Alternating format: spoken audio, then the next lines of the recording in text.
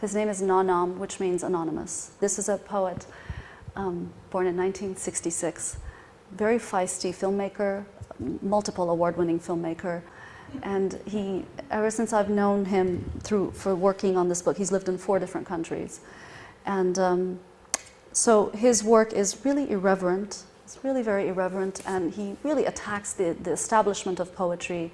He attacks the canon of poetry. He attacks so much. He attacks living in you know, Darth Vader times. He attacks, you know, he attacks everything. This poem is a prose poem. But I think you'll notice that, well, I'll talk about the tone. Should I read it in English or Persian to you now? I always have to ask. Persian first, for you, of course, because you're bilingual. Okay, maybe you can sense the tone if I read the Persian first. سال 58 بود یا 59.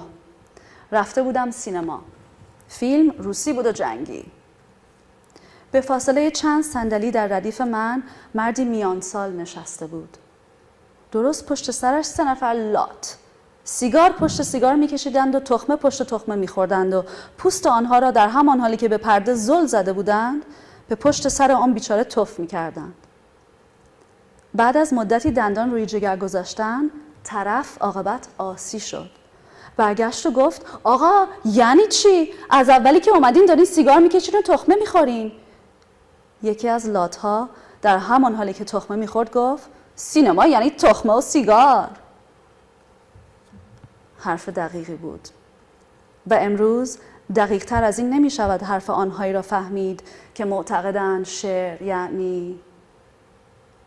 و یکی از شاعرها در همان حالی که تخمه میخورد گفت شعر یعنی زبون و خیال. So he's narrating a story.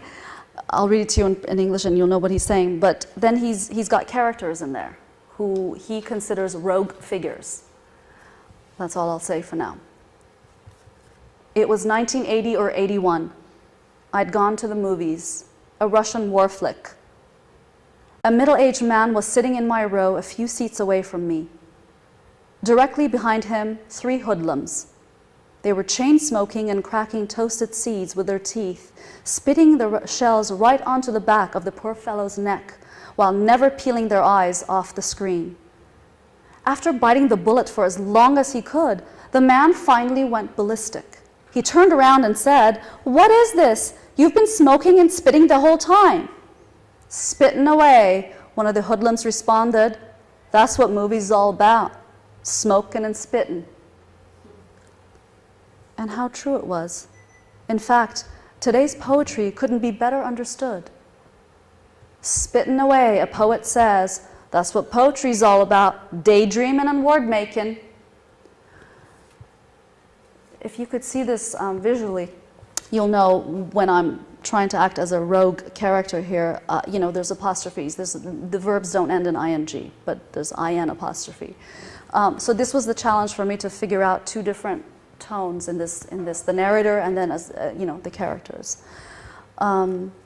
So basically what he's doing in this poem is he's equating the rogue characters with the rogue characters he finds in the poetry world, whose entire careers he believes are based on you know, just making beautiful, fantastic words and calling that poetry.